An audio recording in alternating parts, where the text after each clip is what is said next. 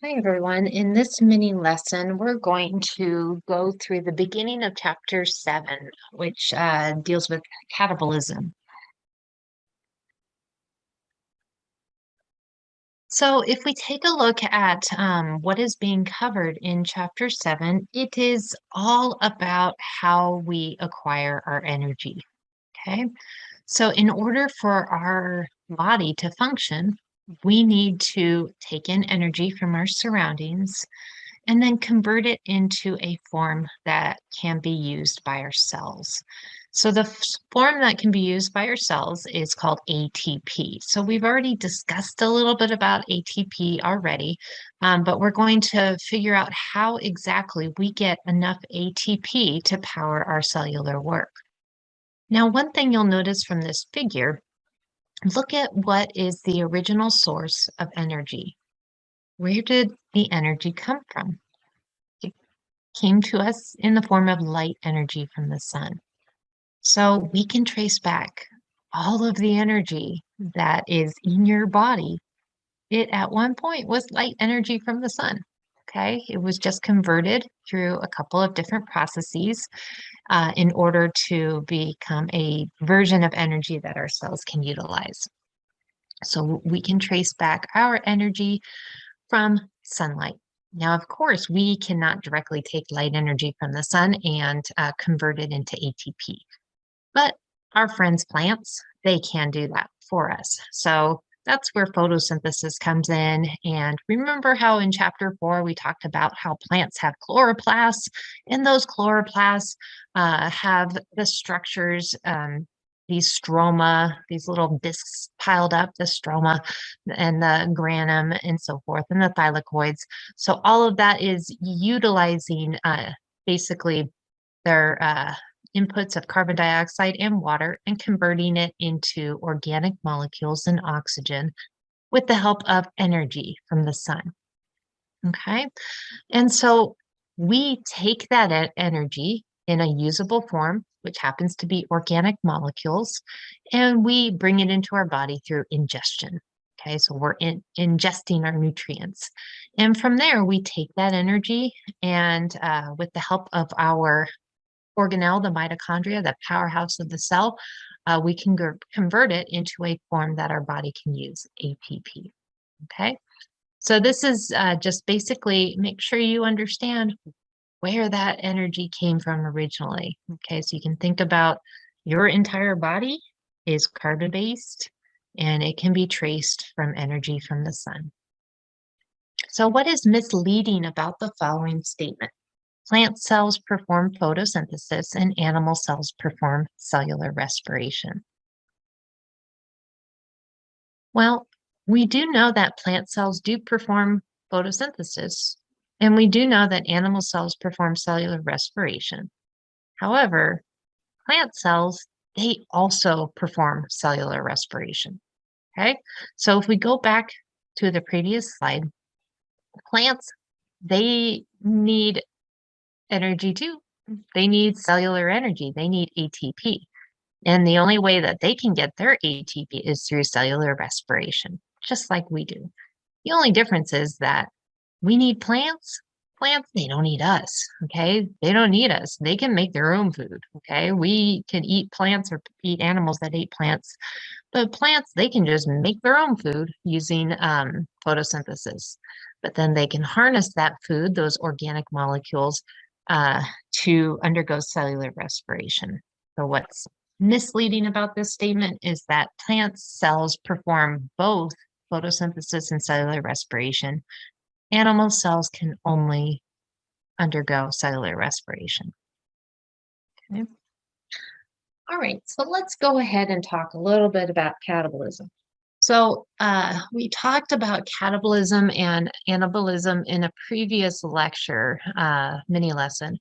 But just to review, catabolic pathways involve energy transfer uh, and basically, or if you recall catabolism, cats, I use the analogy, cats, they like to break things. Okay, so think of catabolism is that they're going to break apart larger molecules and into smaller substances, releasing energy in the process. Okay, so catabolic pathways involve electron transfer because we're breaking down organic molecules and we're releasing energy from that. It's an exergonic reaction. So there's two types of reactions that can occur. We have fermentation and aerobic respiration. So fermentation involves breaking down sugars, but without oxygen present. Okay, so this is considered an anaerobic form of respiration. Aerobic respiration, aerobic, think oxygen. So oxygen is consumed in the process in order to harness that energy. So as far as aerobic versus anaerobic, just go ahead and think about oxygen. So aerobic means oxygen is part of the reaction, part of the reactant, whereas anaerobic means that it's without oxygen. So oxygen is not required. And the goal of this is we're banking ATP. So ATP is cellular energy. So we need to basically kind of like a battery, we need to store energy inside of us so that we can, when we're sleeping and not actively taking in fuel, we can still have our normal functions going on in the background.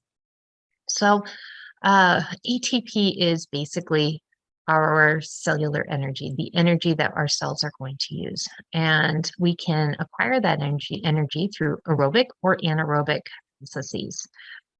Now, there is a big difference between aerobic respiration and anaerobic respiration. Aerobic respiration is about 36 to 40% efficient. So that means that, remember that second law of thermodynamics where energy is, the energy conversions that are taking place are not 100% efficient, and a lot of it is lost into the environment as heat, increasing disorder. Well, you can look at the numbers there. Aerobic respiration is the most efficient, but it's still not 100%. Okay, so 36 to 40%. Just for comparison's sake, your average automobile is about 25% efficient in the usage of the energy that it's taking in from the gasoline and converting it into kinetic energy to power allowing your car to move forward. Okay, the rest of it is dissipated as heat or as a byproduct, like pollution coming out of the exhaust. Okay. Anaerobic respiration, look at the efficiency of that, only 2%. So it's not nearly as efficient as aerobic respiration. Okay, so that means that when we're taking in energy intake, about 75% of that intake is used for life-sustaining activities. So think about energy intake as far as fuel. So of your fuel that you're taking in, your nutrients, your food, 75% of that intake is used for life-sustaining activities, okay? The other 25% are extra. Okay, so if you are eating a meal, you can think of 75% of that meal is used to power your heart and your breathing and, your cells multiplying and dividing and all of that fun stuff.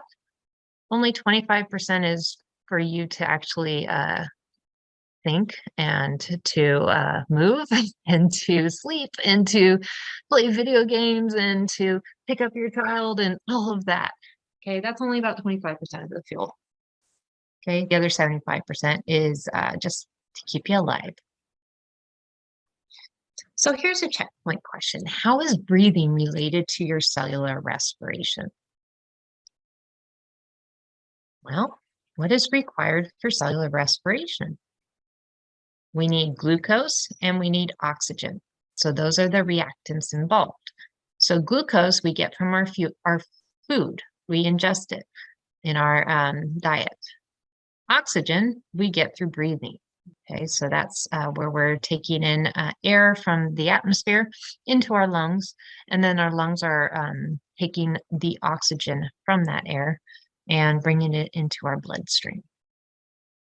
Okay, so breathing is related to cellular respiration as providing the reactant for cellular respiration, oxygen, and as a way to release the byproduct of cellular respiration, carbon dioxide. Okay.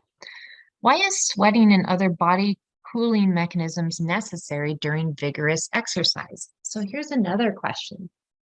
So why do we sweat when we exercise? Why do we, need to cool our bodies down when we exercise?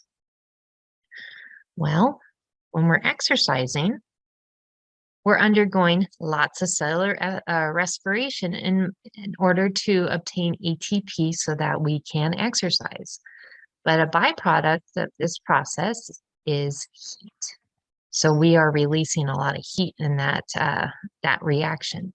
And because of that, we do get the energy we need to exercise, but as a byproduct, we're producing a lot of heat that requires our body to cool ourselves down to maintain homeostasis. Mhm.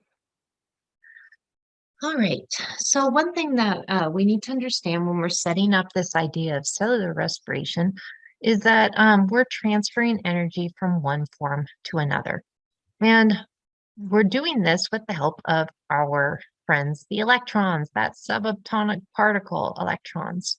So electrons are stripped from high energy molecules, and they're used to shuttle energy in molecules such as what we call the electron carriers. So if you take a look at our different molecules here, we have a molecule called NAD plus, and we have another molecule called FADH. So these two molecules, they are electron acceptors. So they can actually accept electrons and carry them to where they're going to need to go. So we can transport energy in the form of electrons from one area to another with the help of these electron carriers, NAD plus and FADH. Okay. So here's an example of how that happens. So here is our friend NAD plus, and NAD plus is just a molecule, and it accepts it can accept electrons. So when it accepts electrons, take a look up here. There's two electrons that are attached to it. Okay, so these two electrons convert NAD plus into something that we call now NADH. So NADH is carrying these electrons. Okay, and it will carry these electrons to something called the electron transport chain. So once it drops off those electrons, it will lose electrons in the process. And so as it's losing electrons, it becomes oxidized and becomes something called NAD plus. Okay, so now NAD plus is missing those two electrons that the NADH has. So now those two electrons can go through something called the electron transport chain, which controls the release of energy for the synthesis of ATP. Now those electrons, remember, energy is never created nor destroyed. So those electrons will move through the electron transport chain, and eventually they will become part of a water molecule. Okay. So again, we got to apply those laws of physics. The first law of energy cannot be created nor destroyed. So notice the energy is just being transferred from one form to another. So how do we make ATP? Well, we need to involve enzymes because enzymes are the catalysts that drive our reactions.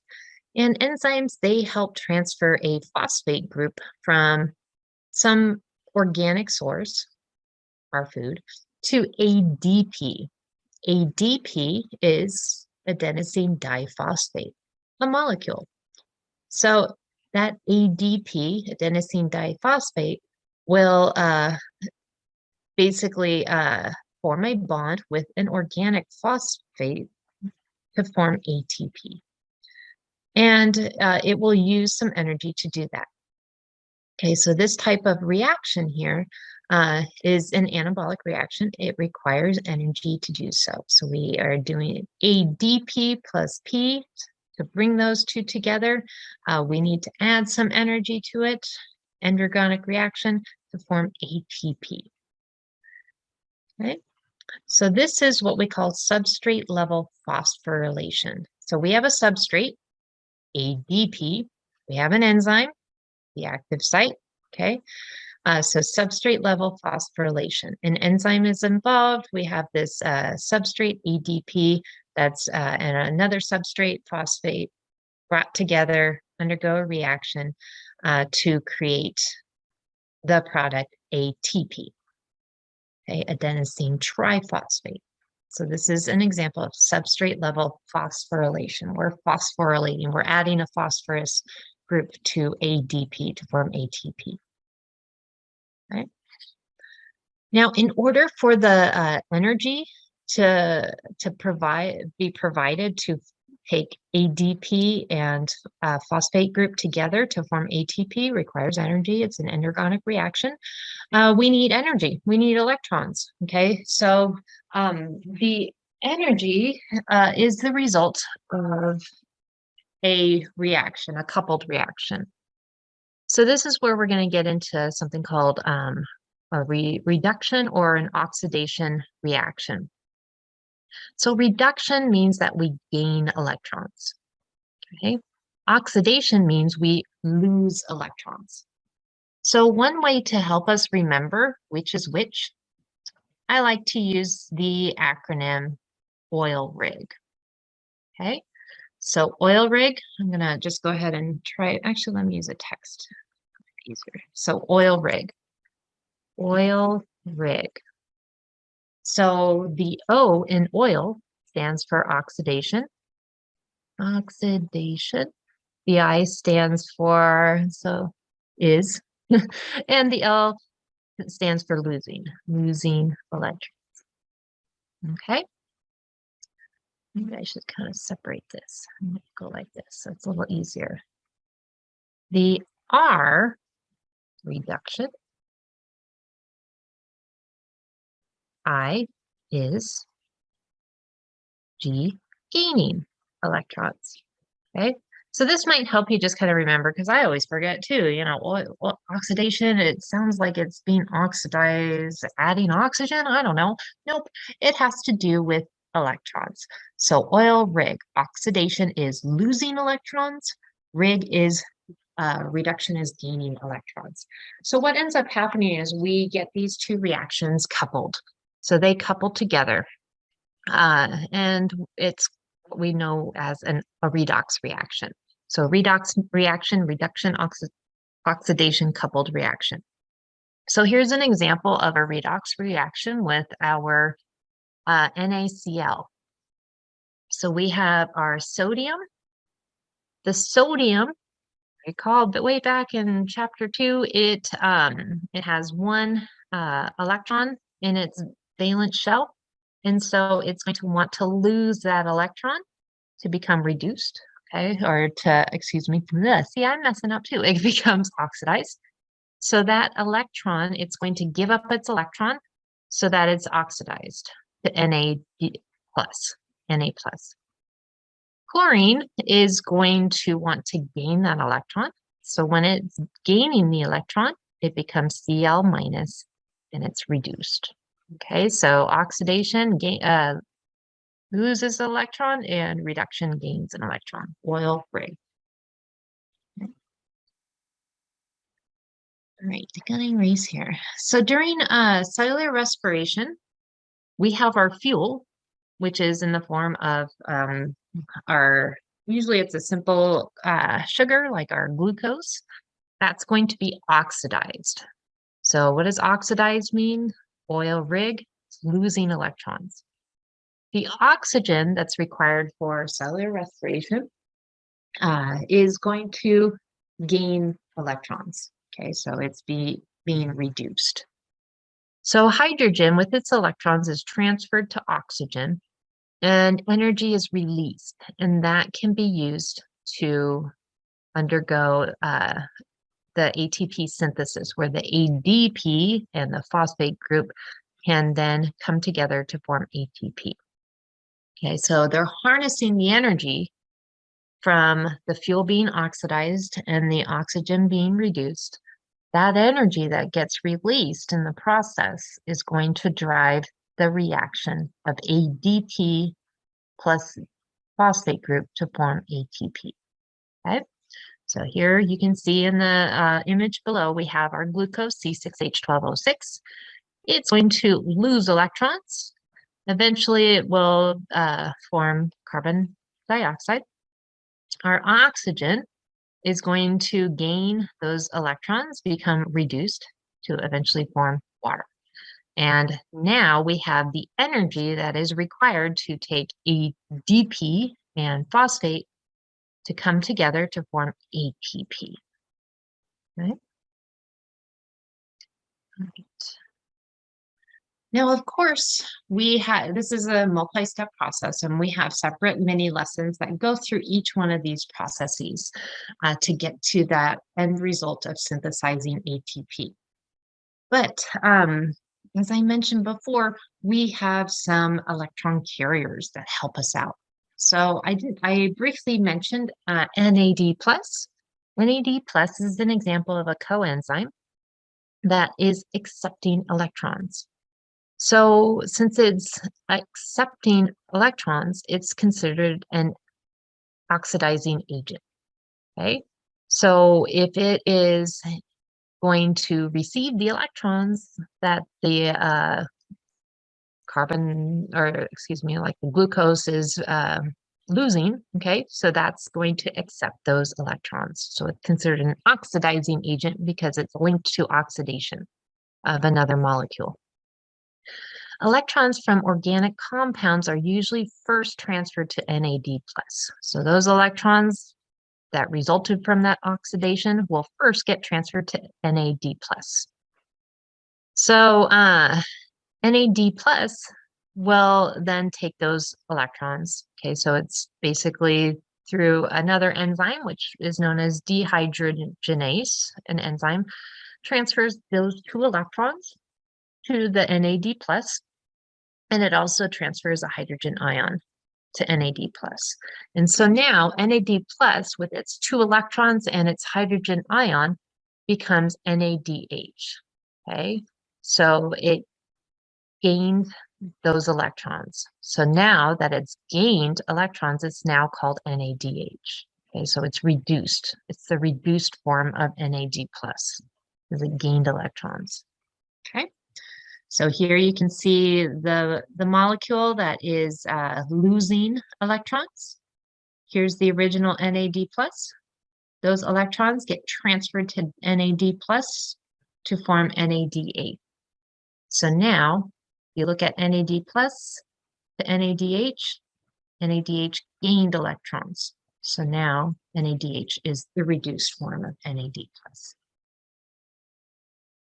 Right? Now, you don't need to know what NADH or NAD+ stands for, but if you're really interested, here's the name of it. Here's what it looks like. Okay, so I can't even pronounce it.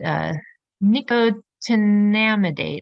I'm awful with some of these chemical names, but this is what it looks like.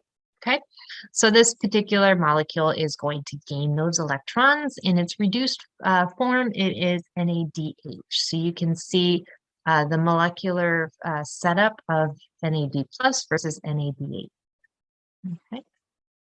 Oops, let me go back. All right. This is an example of a redox reaction. So when NAD+ is going to gain electrons, okay, so it's gaining electrons, it's going to become NADH. So that's the reduction. And then the oxidation form, NADH, will eventually lose its electrons and become oxidized to form NAD+. So this is an example of a redox reaction.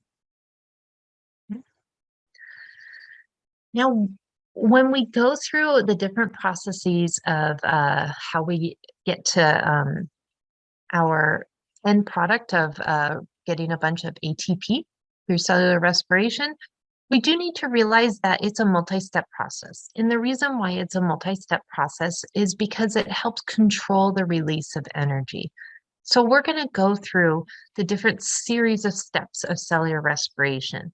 So we have something called glycolysis, we have something called pyruvate oxidation, we have something called citric acid cycle, we have something called the electron transport chain, and all of that. And the reason why we go through these multiple steps, particularly with the electron transport chain, is that it controls the release of energy. And instead of having this explosive release, we can harness that energy in a way that it's going to be the most efficient, and that it's not all going to be converted to heat, that it can be basically controlled to help us create ATP. Okay. So aerobic cellular respiration, it occurs in 3 basic stages, okay? But recognize that your body doesn't know that there's 3 stages. So it's just a continuous process. But we have something called glycolysis. This is the first step, and it breaks down glucose into 2 molecules of pyruvate in the cytosol, or the cytoplasm of your cell. Next, we have pyruvate oxidation in the citric acid cycle, formerly known as the Krebs cycle. And that's going to break down glucose even further inside the mitochondria, in the matrix of the mitochondria. And then finally, we have oxidative phosphorylation, which includes the electron transport chain, and that accounts for the majority of our ATP synthesis, about 90% of it. And it occurs in the inner membrane of the mitochondria. Okay. So we'll get into in the future mini lessons these different steps.